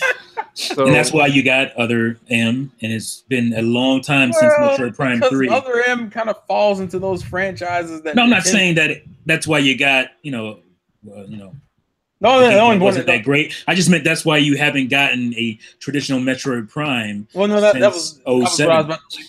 Metroid is one of those games, and I would argue some of the other franchises are like this too. Even Kid Icarus would be put in the same category. Are franchises that had like idea proven concepts, but like the developers who were like the kind of the pioneers of those concepts couldn't really carry that IP any forward or just left. So like the IP just kind of F-Zero is the same thing. It's like you got like it's like, oh cool, we know what to do with F-Zero in the beginning, and then like literally from that point forward, it was like, let's see which developer could actually make an F-Zero game. And then afterwards, it was like, I guess we can't be bothered. Star Fox, I would argue, is in the same problem, too. Well, yeah, it's like, now what do we do? What else can you do with it? Metroid and Star Fox and F-Zero aren't IPs that they don't think can make any money. They're IPs they literally don't know what developer to trust to do good shit with them. Although I would argue F-Zero already had a proven developer in the form of Sega. And they just, I don't know what happened with that. Maybe GX didn't sell well. I'm not sure. They already confirmed that it was going to be FPS, right? Or no, maybe they didn't. Maybe they just said. Yeah, I'm not sure. The sad part about both Metroid and F-Zero is that Nintendo doesn't understand that these don't need to be Mario or Zelda games. They don't require reinventing with every game. They just need to be more and better of the same, because that's what people want. Very true. That is the truest thing. Because that used to annoy me about Miyamoto when he would say, we got to come up with something. No, you don't. Just make a damn F-Zero game. Yeah, I was going to say, there hasn't been enough F-Zeros and Metroids to get redundant. It's a racing game. Give us some new tracks. Give us some online multiplayer and call it a night. Like that. F-Zero is not a franchise that you should be mulling over this much. Right. Oh, we got to do something special. You could argue maybe Metroid would agree, but you definitely can't argue F-Zero. Metroid, yeah. Metroid. Hell, I couldn't even argue Star Fox in that opinion. Star Fox. Go ahead. Even Metroid, honestly, like all you have to do is give us some new planets. The gameplay is solid. Like the gameplay is set. Like you don't add some more to it. Nintendo knows how to do that. It's not like they haven't done that with Zelda. They had the Zelda formula forever, and they added to it. If they don't want to do it, there are other developers who could do those styles of games. Right. And do F-Zero. That's the argument I had against with people. When people were complaining, oh man, we don't get any Earthbound games. I'm like, bro, Atlas is right there. If anybody could do a weird ass RPG, you have Atlas right down the fucking street. Commission them and let's make give them the goddamn IP. It's not like they're gonna fuck it up. No. And like F-Zero, you don't have to do what Sega did with the story stuff. Mario Kart 8 don't have freaking story. Yeah, but F-Zero's story was fun. Make a fantastic racer with awesome tracks online, friends lobbies worldwide, time trial, all the bells and whistles of a racing game, and just have it be like a more hardcore version of your Mario Kart type of players. Like, how hard would it be to come up with a story for F-Zero? Like we're talking about comic book based, like the GameCube one, F-Zero GX. It had story elements, but it wasn't like it was deep. F-Zero was never meant to be deep. F-Zero was just fucking goofy. Right. Yeah, goofy. I'd rather have them not even have just do it. Oh, come on, man. You got to appreciate the comedy every once in a while. I don't need to see Captain Falcon. Man, well, just because you don't like Captain Falcon. I don't That's the thing about Captain Falcon. Also, side note, you find it kind of funny that the three IPs we're kind of focusing on all have characters who are bounty hunters or like space related. Because, that's what Falcon is. Mm-hmm. People forget Captain Falcon is a bounty hunter because it's never really mentioned upon in most games. But I find it kind of funny. So he's just. I find it kind of funny that all three of them have a very similar kind of story setup for some weird reason. Yeah, that's true. I think the hardest one would be against Star Fox, but like even Star Fox, like there's so much stuff you could pull from. Star Fox, you need to just make a real fucking game. I'm tired of this. I liked Assault. I think Assault is the way to go. Just make sure the controls don't suck ass. Like that was the biggest problem with Assault. Like I love the grand epic scope of Assault. I love foot missions and all that stuff, but it has to work well. It has to, the problem is Star Fox needs to go back to the basics and get a general gameplay style right first. Yeah. Although Zero has things about it that are cool. Zero's a little bit too wee-ish, I guess is the best way to describe it. Wee-ish? Yeah, it's still a little bit too wee-ish for its own good, and it does not help it appeal to the general populace. All they really got to do, he has to go back to what inspired Star Fox, which is Thunderbirds and shows like that. Even Captain Bucky O'Hare, that cartoon. Yeah, like, I feel like Miyamoto thinks he needs to throw in these ridiculous gimmicks in a lot of his fucking he doesn't have to do that. Which what about like for Star Fox now? That's where I could see going the extra mile with the story. And hell yeah. That you need to go extra mile with the story and Star Fox. Remember what they did? The animation, the anime they put out for that. I mean, that was like wasn't that hand drawn style? No, that was like cel shaded. Was it? Yeah, it was but you know, like Super Mario Odyssey had great cutscenes using the game engine, and Xenoblade Chronicles 2 has great story moments and stuff. Like, have some awesome, like, just don't make it. It doesn't have to be that silly as silly as the original was supposed to be, or what the inspiration was. You could make it.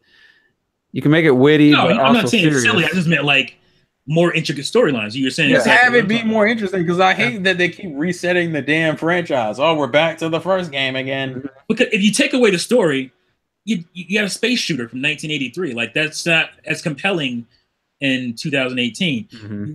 You build around that space shooter. You know, that's how you do it. And obviously, there's nothing wrong with some online dogfighting. Like, that's a cool thing. I don't know. You just stop making it fun. They're trying to make it convoluted for no other reason than for it to be different. And I'm like, bruh. And here's the kicker: you had the right pieces. Platinum on that shit would have been fine. That's not the problem. That game had a short ass development cycle. I wonder what that game could have looked like without the split view, which basically cut the GPU. I'm guessing would cut the visuals. It would have looked like a better game. It would have been a better game and a better functioning game.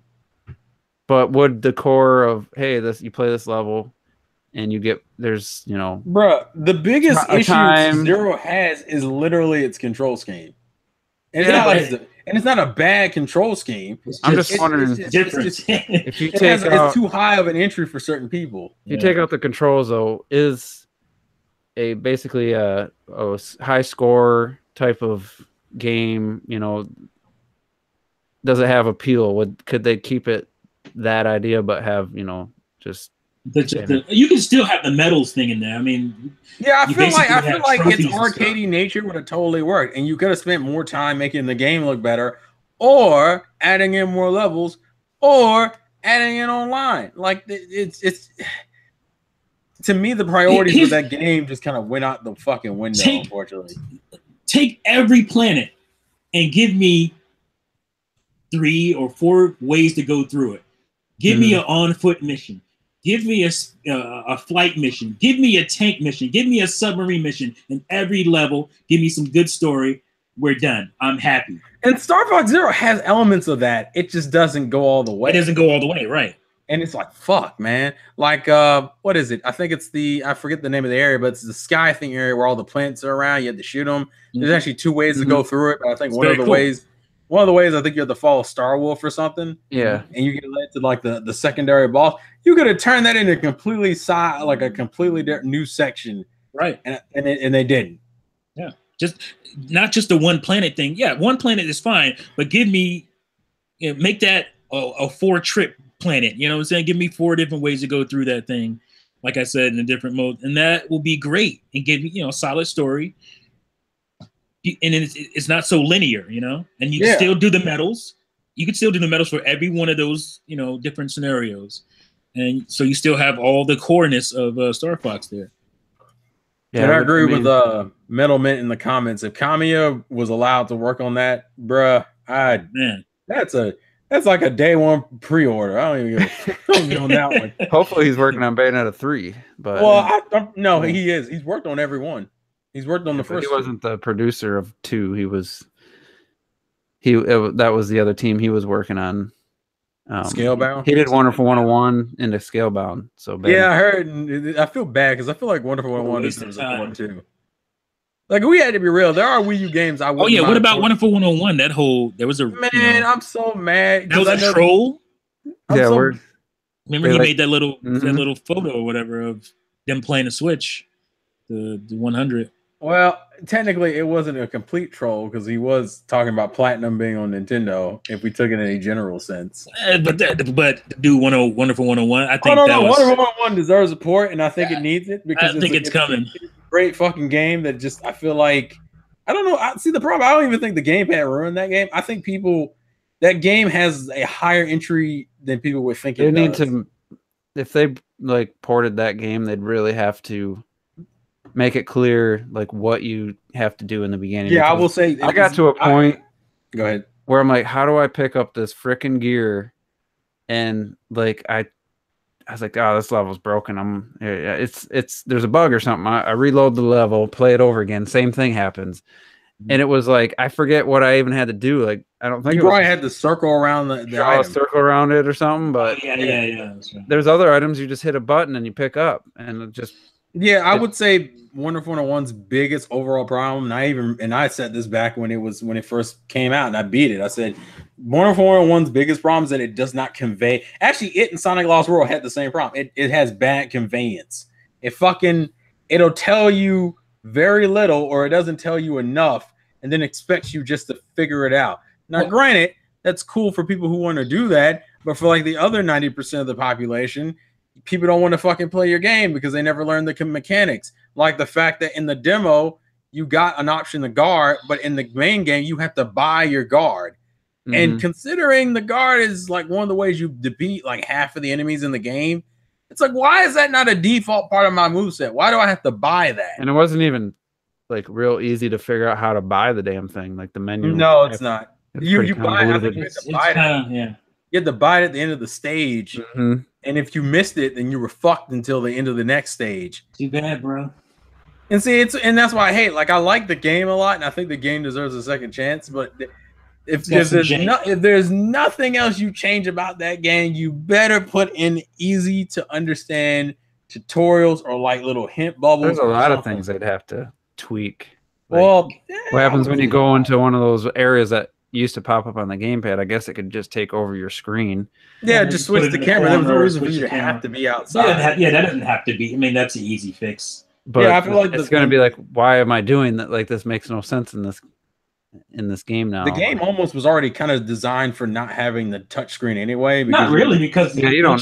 Because you can do everything with the R stick. You didn't need to use the touchscreen. Doesn't a camera switch? You switch to like a different... Yeah, you can switch the camera. I think you can switch to the TV, but you could switch the camera. It's fucking. We haven't run that into the ground yet, folks. I want to be able to draw with my Joy-Cons too. But you know what I really want to see, and I think Juice probably would agree with me on this one. I want that Fatal Frame port, dude. That would be something like that's a Wii U port that I would be excited for, just because I probably would rebuy it. You got no physical copy, first of all. No. Well, listen. We're taking this one step at a time. That created such a awesome atmosphere. It was genuinely like scary at times. Still haven't beat that game. Shame on me. You know, the gamepad definitely helped, but with the gyros in the Joy-Cons and the Pro Controller, all it has to do is, instead of being on the screen, the gamepad, you know, it's on the TV, and you still have the motion controls. And you just hit a button, activate the camera, pretty much. And and then you go into the same mode. Yeah, I don't know how it would stand to like a like run at a higher resolution. No, that game was running at what, 30 frames, wasn't it? Yeah, but it really sold the atmosphere. Like, you know, the problem. It was like a dense forest, but if you really looked, like it's just it's like 2-dimensional. One was 30 frames. It was 30 frame. I thought that game was 60. It felt so smooth. Ooh, it's 30. You can tell. I haven't played it in a long time. The biggest problem is that because Fatal Frame is co-owned by Nintendo now, that's considered a Nintendo IP because I think it's co-owned. Nintendo has not released a lot of the games. Like, I think, what was it, the Wii games that came out in Europe, but we never got in America. 4. I don't think 4. It was 4, and then they did a remake of 1 or 2. I forget which. Jack Gates. He said, "Wonderful 101 needs a Funky Kong mode." No. Was there going to be a wonderful Bayonetta 01? Yeah, they can't just port that game. They'd have to go through and tweak and improve things, like the menu system. Like, a lot of the things I think would need to be streamlined. Yeah, just to be fair, because of all this rumor talk about this year being Port City, which it's partially true just based off of the first few months. It wouldn't inherently be a terrible thing. There are certain games I think that would still do the justice of being ports. Like I think like Fatal Frame, I already know for a fact a lot of people didn't buy Fatal Frame because a lot of people didn't know it existed because it had no physical release. And two, like me, and they just couldn't get over the fact that it was no disc. Yeah, I eventually ended up buying it. I think Fatal Frame, I think Wonderful 101 or Star Fox Zero, if it was retooled properly or just a better game in general. Like I don't want Star Fox Zero. I would want a new Star Fox game. I'm just saying if we're talking ports, just for the fuck of it, it wouldn't be the worst thing in the world because people are gonna shit talk the Wii U for the rest of its days until maybe like 3 generations later, and then they'll love it like they did the Dreamcast and shit. Like the Wii U had a good variety of games, they just didn't come out in a timely manner, so it seemed a lot worse, especially when a Wii U game was just inherently bad. Or just not up to snuff because it wasn't like, oh, it's just a bad game or a mediocre game. No, it was like 6 months of no games, and then the one game that comes out was mediocre and bad. It's all about context, and I think, honestly, Fatal Frame now is one of those games I would genuinely probably buy again just because I want that game to do well, and I probably would. And it's definitely if it got some improvements. Also, because I know Juice would totally go for the Nintendo outfits again. Bring over that free-to-play Wii U game. Oh, you're talking about Lost Reavers? Lost Reavers? Bruh, I feel so sad about that game because that game's concept was okay, but it was like, bruh, it was like, how and why? My biggest question was why this game and why on the Wii U? Like that was like when it came out, like, excited about it, and then it just took too long. Yeah, because it was announced in like 2014 or early 2015, then come out to like 2016 or some shit. Yeah. Considering that game came out at the end of its lifespan, I can see once the Switch's online is up for them to bring that back. Yeah, that should be something they probably should. Yeah, it'd be like some Switch Wars type of shit where you could just throw it out and not really. It's an interesting concept. It could be fun with people playing it, you know, and not by yourself and shit, trying to look for somebody to hopefully hop in. I'm just checking out Twitter. I seen a screenshot from Monster Hunter 4, and I mean, it's a pretty good looking game. I mean, you mean Monster Hunter Worlds or Worlds? Sorry, Worlds. Oh, okay, I was confused. I was gonna say what? Yeah, I was like, damn, I didn't know you were looking at 3DS. 4 does look good on a 3DS. But yeah, it's a pretty good looking game. Not to change the subject, but I think we can. I think it's time to wrap up the podcast. Put a condom on that bitch. And just to finish up, you know. Because I still wanted to add that on the Metroid thing with Bandai Namco. One of the reasons I don't think they're doing it is because of 2 specific games. One is Code Vein, and the other is, I'm 100% certain, they're pulling another Tales of Symphonia kind of deal where they're making an exclusive Tales of for the Switch. And I think those 2 things just take up so much resources that they simply don't have the people to focus on that. We haven't gotten the Tales game yet. I forgot. We haven't gotten Code Vein confirmed for Switch. Well, I'm not holding my breath on that one. But as far as Tales is concerned, please excuse me. It's one of those Unreal Engine games. I give up. Remember that announcement of all the like 13 Unreal Engine games? No, chill out, man. Japan. 20. Okay, I pulled that out of my ass, but yeah, I think it was like 20. It's like, really? Right, there's 20 Unreal Engine games that are yet to be announced. Emily Rogers, you have any info on that? Who said that? I don't remember who said that. That's why I know there's no consequences. You don't even remember. I remember hearing a bunch of people say that. So I remember that being. I thought that was just a news. Oh yeah, Season of Heaven. Remember that was teased before. Oh, Season of Heaven. Can we not call that bitch? Can we call it? Listen, sir. I remember a podcast where you were debating it for a little bit. All right, sir. We can call that bitch Teasing of Heaven. That shit ain't coming. We'll never see that. Just like fucking Project Cars, we'll never see that. Well, no, Project Cars was Bandai asking the fans, and we were like, bruh, man, get the fuck out of here. That shit better not come, because I will not buy it. Yeah, out of spite, I wouldn't get that game. Fuck you. And then you got fucking games that finally are on the Switch that were promised on the Wii U in like 2015. Like what? Like Rive, indie games. Like I bought Rive. Right. I forgot about that. Well, I mean, you know what game I'm still looking forward to? Android Cactus. Granted, they went out of business as a company, so that had. Oh, did they? Because I thought. The makers arrived. What's the name? Oh, did they? Two Tribes? Two Tribes. Yeah. Oh yeah, they did. Rive was their last game. They announced. Yeah, it was. I forgot about that. It's a decent game. Come on, just don't. Then you have what else was coming to Wii U? Fuck, I just had it. Fuck me. I know what you're talking about. There is one other one. There's a couple that just never. I know there are. I can't remember them all of a sudden. Is Terraria on Switch? Yeah, yeah, I believe it so. is. Yeah, I could not find it. I looked on the eShop and I could not find it. Oh, what's that one that Contra like co-op shooter that the Wii wasn't going to get online? Remember they were going to take that away. Did that ever come out at all on anything? I don't think it came out. I don't remember what the game was. What the hell is it called? I know what you're talking about. I can't remember the name of it. Oh God. Maybe it did come out on Wii U. I think it did come out actually. No, I thought it did, but I don't think it was ever missing came out. features. The one I'm thinking of, I don't think it ever came out. Yeah, I know which one you're talking about. I don't know which one he's talking about. That's why I'm angry. I remember being pissed off. Tell me what you're talking It's something about. to do with like a Hive Jump. Thank you, Inglorious Hive Jump. Method. Hive Jump. Yeah, I thought Hive Jump came out on Wii U. I don't think it came out on anything. No, it didn't come out. No, It didn't? Hive Jump on maybe it's out on Steam. maybe Steam. Yeah. Well, fuck Steam. We don't care about Steam. It looks really cool. I mean, it still looks cool. Let's see if there's a review for it. All the excitement went out. Oh, Nintendo Life has a review October 23rd. Oh, Bloodstained. Bloodstained. It's not out in general. Well, it's not out yet, but Yeah, I said that's just not a game that's out in general. Actually, move that bad boy over. well, they're about to have I could have swore they're about to have a presentation about it pretty soon because they need to. Yeah. Because fuck me, that's right. Jesus Christ. Huh, It came out October 27th on Wii U. It did come out. I never. I was pretty sure it came out. I never knew that. He talked me out of it. I knew thought it came out too. I just didn't know. Oh yeah, Toe Jam and Earl. What happened to That game just died in general. Nintendo Life gave it a 5 out of 10. Hive Jump. Oh. Yeah, but Nintendo Life is pretty biased towards that company. Let's just look at the Nintendo. PC reviews.